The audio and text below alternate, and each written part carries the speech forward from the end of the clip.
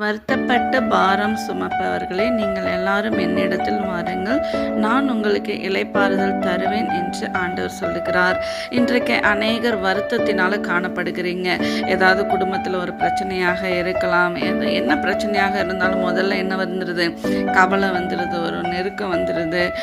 ஒவ்வொரு காரியத்தை குறித்து இன்றைக்கு அநேக பெண்கள் பார்த்தீங்கன்னா ஒவ்வொரு காரியத்தை குறித்து வருந்தி கொண்டே இருக்கிறீங்க. அதனால ஏதாவது பிரயோஜனமா? ஒரு பிரயோஜனமே இல்லை. வருத்தப்படுறதுனால, கவலைப்படுறதுனால அந்த பிரச்சனை மாறுதான்னா மாறாது. அதுக்கு மாறாக நீங்கள் கவலைப்படுறதை விட்டுட்டு ஆண்டவர் சொல்கிறார், நீங்கள் கவலைப்படுவதை காட்டிலும் உங்களுக்கு என்ன தேவை என்பதை நான் அறிந்திருக்கிறேன்.